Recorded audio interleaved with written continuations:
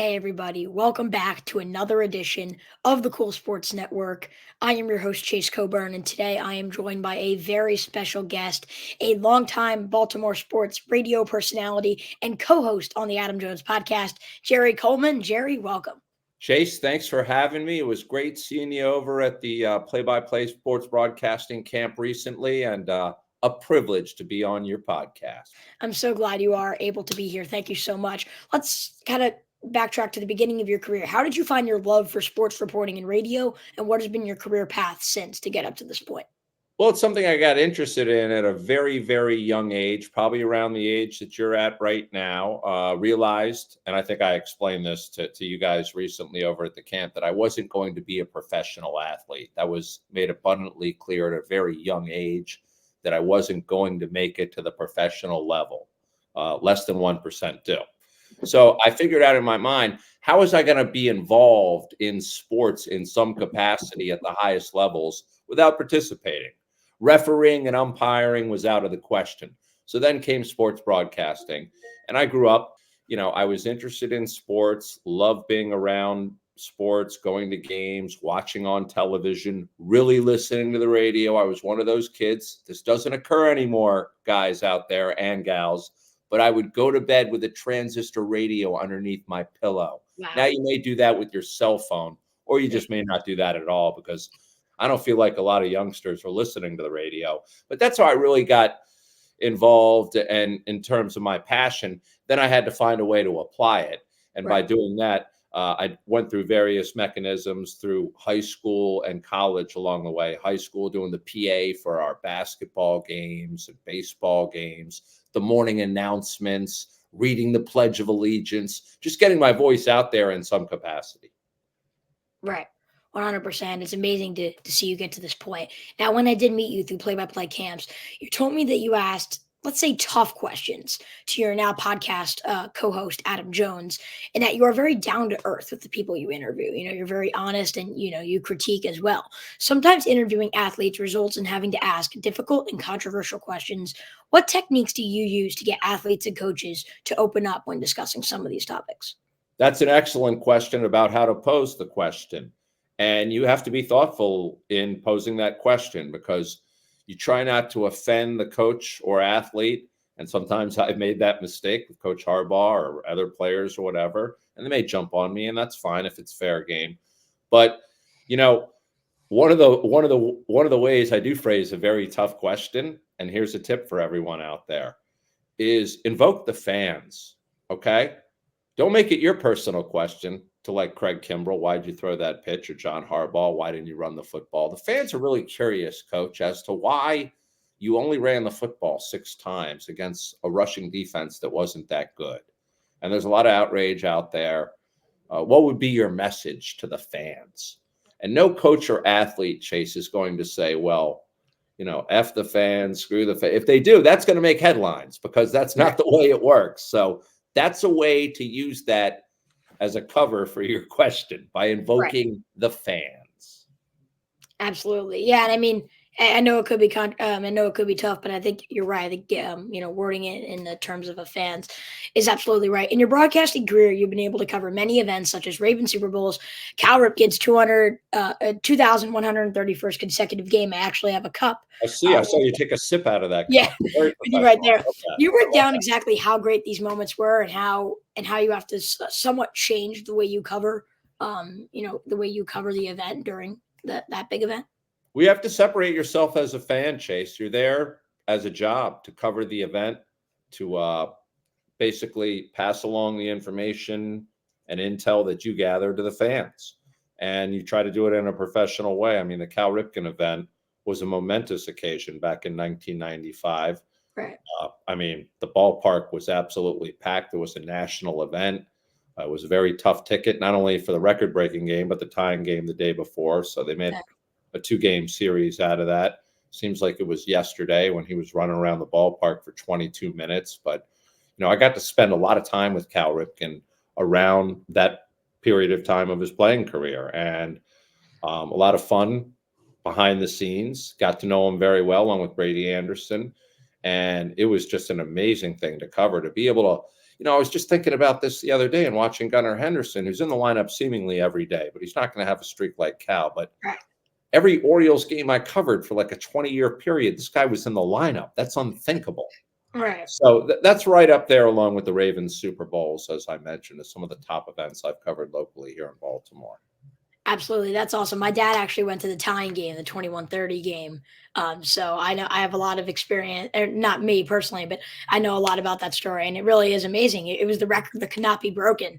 And I really don't think this new record will ever be broken. But let's Yeah. transition because I know you cover Orioles and Ravens, but I know you also cover other Baltimore sports. I want to see if you could kind of opine your opinion on this. I know you cover a lot of Baltimore sports, but focusing in on the Olympics. Baltimore native Michael Phelps and Bethesda native Katie Ledecky now have successful swimming careers. What do you attribute to this area for these people to be successful at swimming, and not only successful, but some of the top in the world? That's another great question because I can't pinpoint that. I was thinking about that just the other day, watching Katie Ledecky talk, thinking she's about to accumulate more medals than any swimmer in female swimming history. Michael Phelps, of course, on top of all that. She's from Bethesda. He's from Baltimore. It's a state of Maryland. I don't know why it's a hotbed. It's not like the swimming pools are abundant. It just must be hard work and a lot of great teaching. Bob Bowman, who worked with Michael, I got a chance to go interview Michael before he really became famous. He was speaking at the Enoch Pratt Library. There must have been like 24 people at this event that I was going to cover for a local radio station. And he spoke about going to his second Olympics. He had already gone to one Olympics and I think won a bronze. And this is right before he became an international superstar. So I can't explain why Maryland has done so well in the swimming category, but it's something they hold pride in. And, Baltimore likes to claim Katie Ledecky. Why not, even though DC really likes to claim her? Right. A lot of people attribute the Orioles' lack of postseason success last year to their inexperience in the postseason. 1 year later, and how could this Orioles team be different from last year's team? Well, I think the experience, and Gunnar Henderson just recently on the Adam Jones podcast told us that the experience of going through what they had to endure last year really helped them, even though they didn't win a game. You saw the way they treated the Rangers when they came through here recently. I think that was very much on their mind. They still have a long way to go, but as we speak, they're ahead of the Yankees. A lot of questions about the starting pitching, about the bullpen. Here's a hot tip for you. I don't know when this podcast is coming out, but Craig Kimbrell will be our guest next week, as long as he doesn't blow a save. Last time he blew a save, he declined to come on the podcast, so hopefully that won't be a factor. Absolutely. I know right now they are sitting in a comfortable lead, but to me, that has to do a lot with the Yankees, who, by the way, I am going to say this, and this is not supposed to sound biased as an Oriole fan. I'm not all in on the Yankees hype. I mean, again, I'm not saying that from a biased perspective. I just think that some of this hype, I think their pitching rotation needs a lot of work. We don't know if Garrett Cole will fully return. And I think outside of Judge and Juan Soto, they don't really have the depth in their lineup. So I'm not that high on the Yankees. What you just said about the Yankees is basically everything I would say about them. Soto and Judge, yeah, you can count on those two. The pitching staff is mostly in shambles. I don't trust Garrett Cole coming back. Some of the other guys, Luis Heel and some of these other guys look terrible. They've been in a tailspin ever since really the Orioles took care of them. It's amazing the way they've gone downhill. They gave away to those George Costanza bobbleheads the other day, blew a late inning lead. The Red Sox, watching, what was it, Anthony Volpe not even run across the plate on a double play ball where he could have scored a very pivotal run. I mean, they're making a lot of boneheaded mistakes, and I think Oriole fans are enjoying that, Chase. But let's transition to the Ravens. You've mentioned it many times when I first met you, and you mentioned it already on the podcast. The Ravens seem to quickly abandon their game plan when they fall behind in the playoffs. Why do you think this is the case?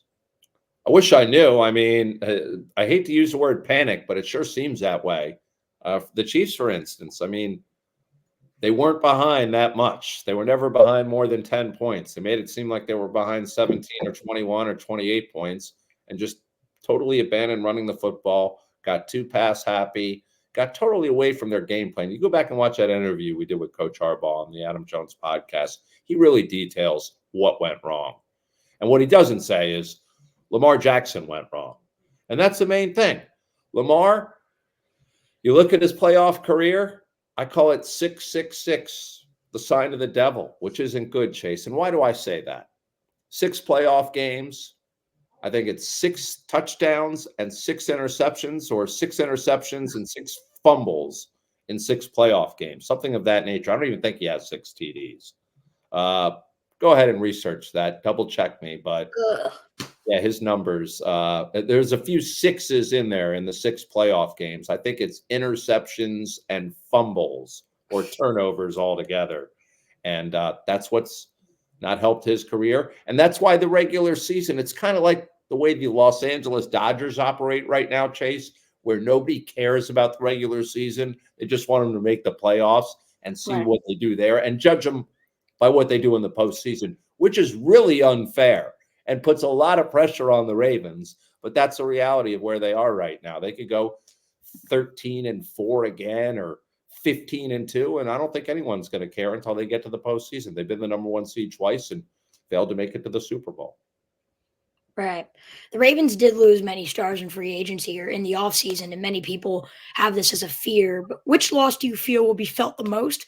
But at the same token, who will be a player that will step up to fill in now, like an open area that will make a loss not as bad? Well, I didn't like to see Gus Edwards go. I think they may miss him. I know they have Derrick Henry coming in, but I would like a better 1-2 combination. J.K. Dobbins was perpetually hurt. So the backfield, unfortunately, Right. is going to be different.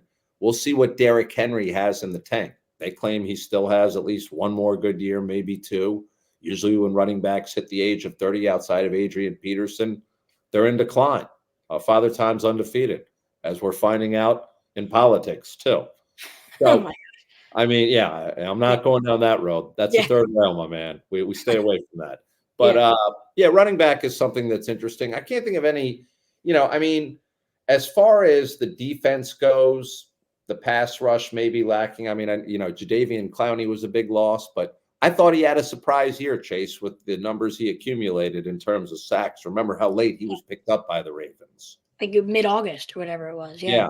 Well, and they still may do that again. That seems to be a tendency for them in picking up guys. A lot of these veterans, Odell Beckham wants to play again, but he doesn't want to go through training camp and deal with all that. So a lot of these guys purposely wait until August to sign so they can avoid all that. Right, 100%. And let's transition away, not away from Baltimore, but let's transition to the Orioles. And you mentioned that you felt when I first met you that Gunnar Henderson was the best player on the Orioles and that he was the leader of the team. Explain a little deeper what you see in Gunnar as a player, but more specifically as a leader. I've seen the maturity real quickly, and the success has bred the maturity. As the success, I think, has bred some I just feel it's bred a feeling of I can go out and lead this team on the field and really not talk too much off the field in terms of rah-rah, but everyone looks towards him. I think a lot of people thought it was Adley Rushman. It may be a division between those two, but I think Gunner's the real bona fide leader, and I think he's the better player, to be honest with you. He's Right. shown that. Drafted in the same round. I mean, in the same draft, just in the second round behind Adley, and sometimes it works that way. Look where Mike Trout was drafted. A lot of teams passed on him, and a lot of teams are kicking themselves for not drafting Gunner. I just saw this recent video of him looking terrible in high school. I can't believe that they would base, his pro career based on one terrible at bat, but he fell for a reason.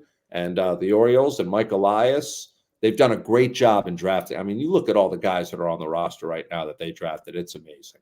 It really is. I mean, the future is so bright. And to know, you mentioned Allie and Gunner, as an Orioles fan, to know that those two are the ones that are going to be essentially running the franchise for the next 5 to 10 years. That is if they resign Rubenstein, please. Yes, Um, that's the big question, Chase. I Right. mean, it's great that he's giving out hats and shaking hands with fans and playing Mr. Splash. He's doing all the right things, but the big thing will be when he opens his wallet, because Right. it's a big wallet. They have the resources, okay?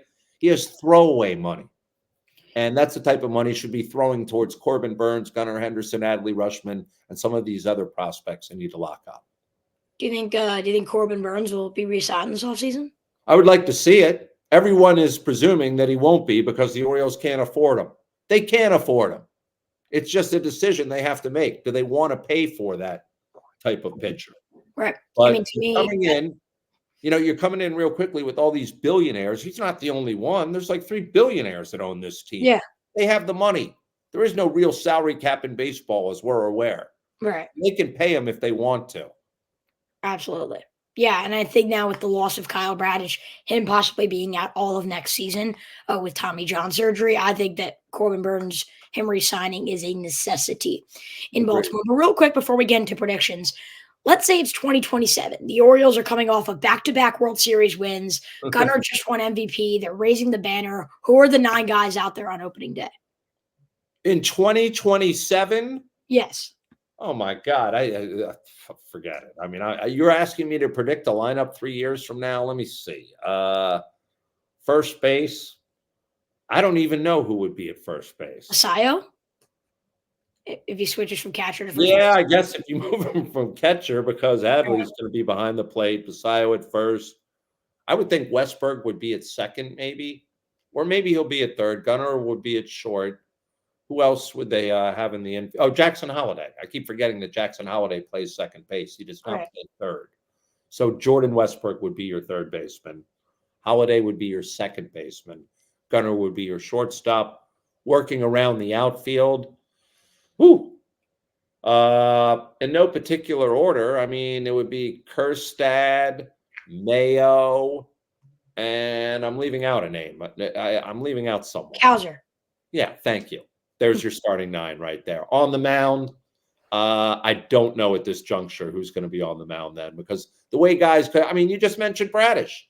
He's not going to pitch next year with this Tommy John surgery, most likely. John Means, same thing. So that's really hard to predict. Maybe those 2 guys will be recovered by then and be pitching for the Orioles. Right. Yeah.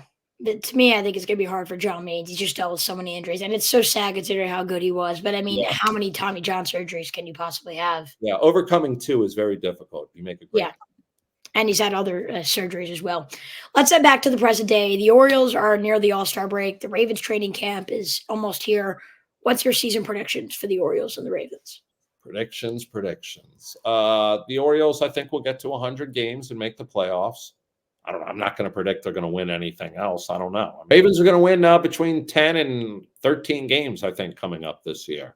But again, going back to what I said a few minutes ago, it's not going to matter. People are going to be like, ho hum, that's great. Beating all these teams, maybe getting the number 1 seed, maybe even getting another AFC championship game, which comes along once every 40 years. So everyone thinking, oh, it's just a rite of passage that they're going to come back and play the AFC championship game again in Baltimore. Think again. You know, that was my first in Baltimore. Okay. That's how long it's been. I mean, last time was, I wasn't even living here the last time. I moved here in 1977. So I was born in Atlanta and then lived in West Hartford, Connecticut, got here in 77. So they hadn't gone to an AFC championship game since 71. So, you know, it's all going to be about the postseason for the Ravens, and a lot of focus for the Orioles on the postseason too, after not winning a game last year, Chase. Right, absolutely. I do think it's going to be very interesting. No matter what happens, I think the fact that these 2 teams are representing the city and the fact of how good they are, I mean, it allows our entire year to be fun through the winter, the fall, the summer, the spring, all of it. And it's honestly amazing to watch all these guys come together. Jerry, we have one more question for you, and I ask this to every single person I interview. If you had to give one piece of advice on how to be an aspiring sports broadcaster, what would it be and why? Versatility, and make yourself available at any possible hour. Why? Because, you know, you have to start at the bottom and work your way up. So you're not going to be on during the main hours for radio is between 6 a.m. and 6 p.m. For television, it's during, you know, the morning drive, the evenings, 11 o'clock news, stuff of that nature. You want to be a hustler. I mean, you got to go above and beyond. You can't get into it just for the money, because you're not going to get rich initially doing that. You have to do it for the passion. And that means working long, hard hours, learning all sorts of the trade, whether it be editing material, being in front of the camera, being behind the camera, learning all aspects of broadcasting, I think is very, very important. So you can appreciate what everyone else does around you. But you want to hone your craft. You want to work on it on a regular, I would say daily basis, practice, repetitions, whether it be recording stuff into your own device and listening back. You're your best critic. I think I told the class that.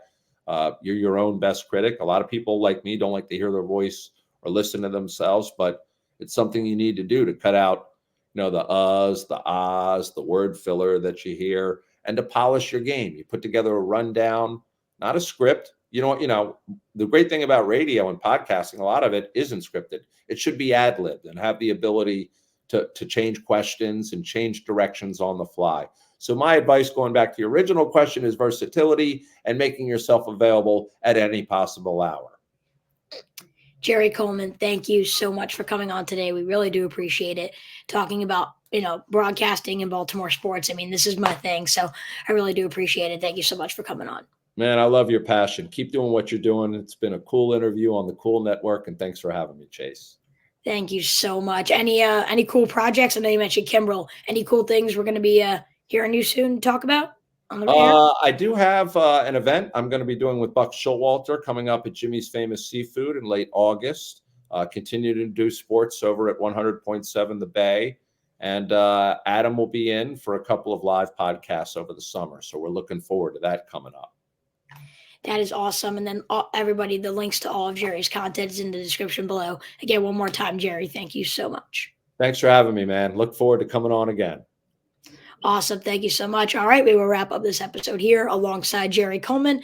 I am Chase Coburn, and we will see you next time right here from the Cool Sports Network.